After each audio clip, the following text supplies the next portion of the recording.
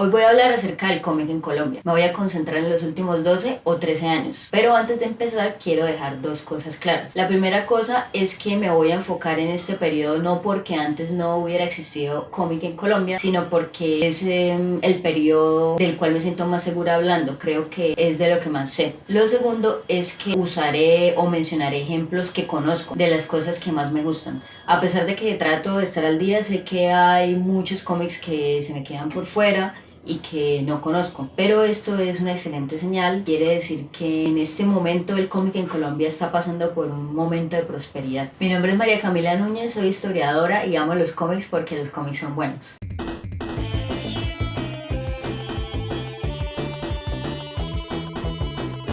Para hablar de la historia reciente del cómic en Colombia hay que tener en cuenta varios autores clave que han sido hitos de este medio en el país. Para hablar de esto voy a tener en cuenta el trabajo de investigación de Pablo Guerra, que además de ser un autor, un guionista de cómic importante en el país, también es un investigador muy juicioso acerca del tema. En sus investigaciones, Pablo Guerra señala a Adolfo Samper como el primer historietista del país. Su trabajo se publicó en prensa entre 1921 y 1965.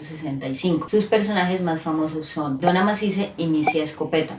Estos personajes salían en tiras cómicas en suplementos de los periódicos. Así como el cómic en Estados Unidos y en otros países pioneros de este medio, en Colombia las historietas también estuvieron ligadas a la prensa, a los periódicos que se publicaban a principio del siglo. Moji-Con fue otro de los cómics más famosos que hizo Adolfo Samper. Sin embargo, Moji-Con era una copia de los dibujos de la tira cómica Smitty de Walter Berndt que se publicaba en los diarios estadounidenses. Es decir, lo que hacía Samper era calcar, copiar los dibujos del cómic y adaptaba los guiones del inglés al español, al idioma o a la jerga que se usaba en la Bogotá de esa época. Según Pablo Guerra, Samper no estaba muy contento con esto. Lo hacía gracias a que el editor del periódico que lo publicaba, Mundo al Día, le insistió con la idea de replicar el éxito de esta tira cómica en Estados Unidos, en nuestro país. Toda esta información la encuentran en el blog de El Globoscopio, que es un colectivo de autores de cómic que se radican en Bogotá. No sé si hayan otros que estén en otras ciudades, pero la base es Bogotá. En este blog pueden encontrar como fragmentos de las investigaciones que ha hecho Pablo Guerra acerca de la historia del cómic en el país, y también pueden encontrar cómics de autores colombianos que se publican en el Globoscopio. Se los recomiendo mucho. Más adelante, en la época de los 80, sobresale el autor Octavio León y su cómic Balita,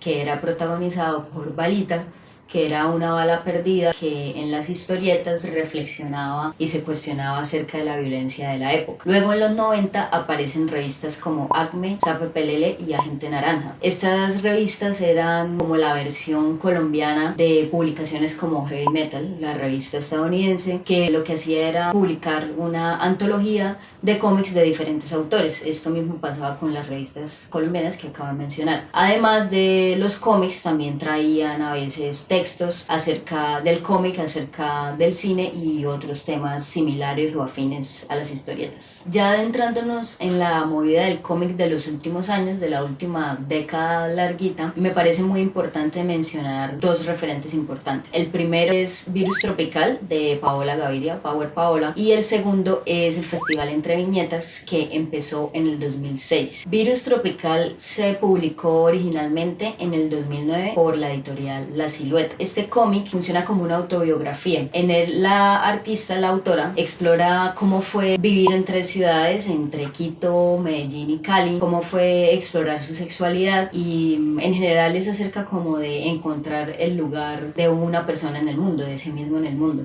También creo que la catalogaría como una historia tipo coming of age, que son las historias en las cuales a un niño o a un grupo de niños les sucede algo extraordinario que los hace dejar de ser inocentes, dejar de ser niños y pasar a esa adultez joven que puede llegar a ser muy incómoda. Por otro lado, el Festival Entre Viñetas empezó en la ciudad de Armenia y desde ese entonces, desde el 2006, se ha realizado anualmente. El festival tiene diferentes actividades, entre ellas hay charlas, conferencias y talleres dictados por invitados internacionales y locales. Desde su inicio ha empezado a expandirse el festival a otras ciudades, se hace en Bogotá, en Medellín, en Armenia, en Manizales, en Cali y en Bucaramanga. En mi opinión, el Festival Entre Viñetas hace parte de la columna vertebral del cómic en Colombia, ya que además de ofrecer las actividades que acabo de mencionar, le da un espacio a los creadores de cómic colombianos para exponer y comercializar lo que están haciendo. En Colombia existen otros eventos en los cuales se pueden encontrar actividades relacionadas con el cómic, sobre todo con los cómics estadounidenses protagonizados por superhéroes. Estoy hablando del SOFA y del Comic Con, pero en realidad estos eventos terminan siendo destinados a la comercialización de productos importados, de juguetes, de figuras de acción. También terminan girando alrededor de los concursos de cosplay y de videojuegos,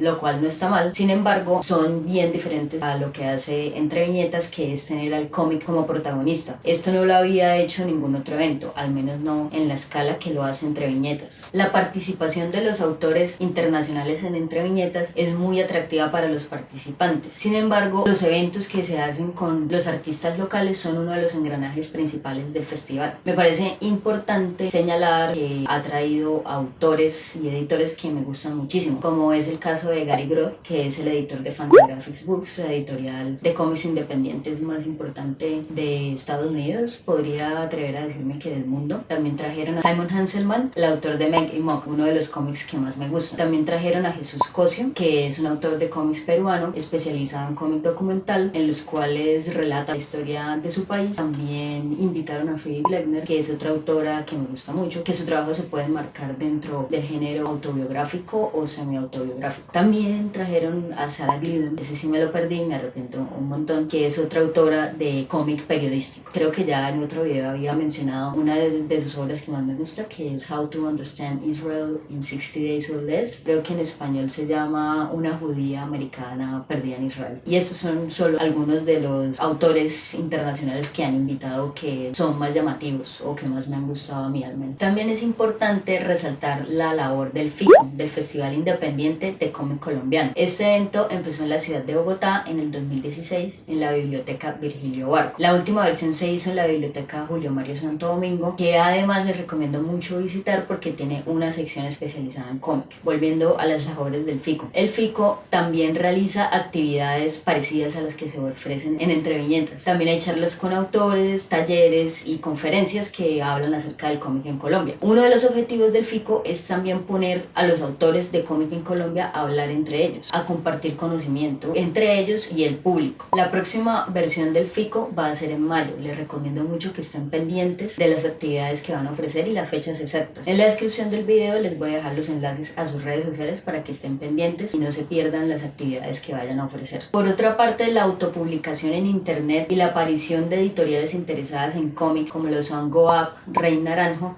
y La Silueta han contribuido junto a la labor de Entre Viñetas, FICO y otros eventos similares a que el cómic en Colombia esté actualmente en un periodo particularmente próspero que no se había visto antes. También me parece importante mencionar que la organización de Entre Viñetas logró en el año 2015 abrir un espacio con el mismo nombre en el periódico El Espectador, en el cual se publican cómics de autores nacionales y algunas veces de autores internacionales. También me gusta mucho este espacio particularmente porque también publica textos desde una visión académica acerca del cómic. Este es otro gran logro para las historietas en el país. Ahora hablando del cómic propiamente, se puede observar que en los últimos años ha estado presente una tendencia hacia un género testimonial, hacia un género documental que puede ser de dos naturalezas, digámoslo así. La primera es con un contenido histórico y la segunda desde un punto de vista subjetivo o autobiográfico o semi-autobiográfico. El primero es narrando acerca de diferentes sucesos y particularidades de la historia colombiana y en el segundo caso lo que observamos es narraciones acerca de crecer, de relacionarse con la ciudad en la que se vive, de cómo se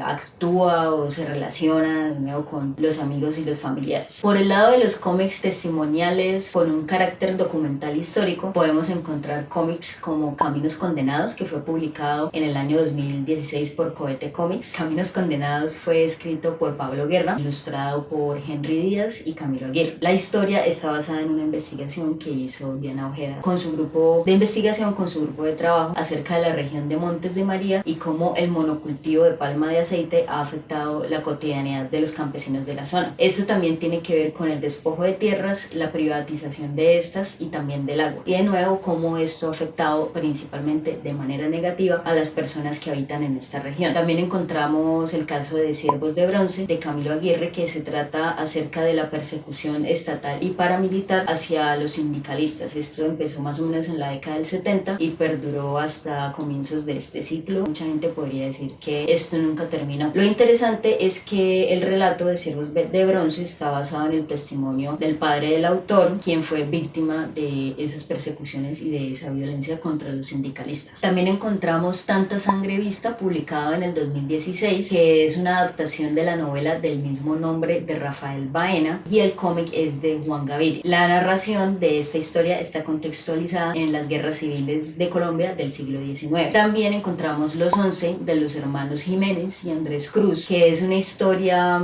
podría decirse, de fantasía, protagonizada por unos pequeños ratones, que funciona como una analogía a los sucesos terribles de la toma del Palacio de Justicia por parte de la guerrilla del M-19. La Palizúa y Sin Mascar Palabra son cómics producidos por el Centro de Memoria Histórica. Los autores son Pablo Guerra, Camilo Aguirre y Camilo Vieco. Las historias giran alrededor del testimonio de campesinos de la región del Urabá y el departamento del Magdalena, todos ellos víctimas de diferentes tipos de violencia ejercidas por grupos al margen de la ley, paramilitares y guerrilleros, y la manera en la cual esto ha afectado de nuevo la vida de los campesinos. Para mí, como historiadora, es muy emocionante ver cómo las instituciones se están dando cuenta del poder y del alcance del cómic como una herramienta didáctica y como un espacio para difundir la información y los datos que son producto de las investigaciones tan importantes que hacen. Definitivamente creo que el cómic es un espacio, es un medio muy importante, ya que permite que esta información, estas investigaciones lleguen a un público mucho más amplio. Esto comparándolo con las publicaciones y los escritos académicos, que suelen ser muy herméticos, suelen ir a un grupo de personas muy específico y no sale de allí. Ahora, por el lado del cómic autobiográfico o semi-autobiográfico, podemos encontrar cómics como Parque del Poblado de Johnny B., Elefantes en el Cuarto de Cindy Elefante, Cuadernos Gran Jefe de Trucha Frita, entre otros. En este tipo de cómics, como ya lo había mencionado antes, se exploran temáticas como los lazos de amistad, como los lazos familiares, la relación que se tiene con la ciudad o con el espacio en el que se habita, y el proceso de salir de la niñez, de estar en ella, de volverse adulto, etc. De estos cómics que acabo de mencionar, los que más me gustan son la serie de Cuadernos Gran Jefe, porque me identifico mucho con esa nostalgia que está presente en las narraciones, y en especial la experiencia de ser un niño, la manera en la cual el tiempo transcurre cuando uno está jugando y todo este tipo de cosas que aparecen en estos cómics. Por el lado de la ficción, la acción y la fantasía, tenemos un cómic en particular muy parecido a Spawn, a este personaje muy popular de los cómics estadounidenses de Image Comics. Se trata de Psyche, esclavo de las sombras, espero haberlo dicho bien, de Johan y David García. Tenemos a nuestros propios superhéroes colombianos, que es el caso de los espectaculares héroes colombianos de Juan Pablo Silva, Coop Comics, la editorial. También tenemos a María Colora de Said Atala y Andrés Santamaría. Este es uno de mis cómics favoritos. También lo es Historias de Chapi York de Carolina Pineda, La Desparchada, El Resplandor de la Noche de Diego Shaken, o Shaken, no sé, perdón, Diego. También los cómics que hace el bumangués Jim Pluk, Jaime Sanabria, y también le recomiendo mucho el trabajo que está haciendo Miguel Vallejo, Gusanillo de Tierra. Parte de su trabajo lo pueden encontrar precisamente en el blog del Globoscopio. En la descripción del video les voy a dejar los enlaces a algunos textos que he escrito para la revista Cartel Urbano acerca del cómic en Colombia. Los cómics que mencioné son apenas algunos de los que conozco, o bueno, más bien los que más me gustan, pero como dije al principio del video, yo sé que hay muchos que no conozco y otros que sí conozco, pero se me quedaron por fuera del video. Entonces, por favor, comenten abajo dejándome sus recomendaciones acerca de los cómics colombianos que más les gustan para incluirlos en próximos videos. De nuevo, como historiadora, me emociona mucho ver que en Colombia hay una buena cantidad de cómic con un contenido histórico, de un corte documental. Estas historietas son herederas de los cómics de los autores que he mencionado en los videos anteriores, como Art Spiegelman, autor de Maus, y Joe Sacco, autor de Palestina y otros cómics. También estamos hablando de obras como las de Guy Delisle, autor canadiense que hace periodismo en cómics, y de la iraní Marjan Satrapin, autora de Persepolis, que es otro gran hito del cómic documental y del cómic general. Por último, los quiero invitar a que vayan al canal y vean nuestros otros videos, en los cuales hemos hablado acerca de la Segunda Guerra Mundial, del macartismo en Estados Unidos y también del cómic documental. No olviden dejar en los comentarios los nombres de sus cómics colombianos favoritos, suscribirse al canal, darle like al video, seguirnos en Facebook y seguirnos en Instagram. Chao. Con esto terminamos este video. Si te gustó el canal, dale like y comparte. Suscríbete en el botón rojo y activa la campanita para recibir notificaciones. En la descripción encontrarás los links de nuestras redes sociales. Comenta y dinos sobre qué quieres que hablemos en los próximos videos.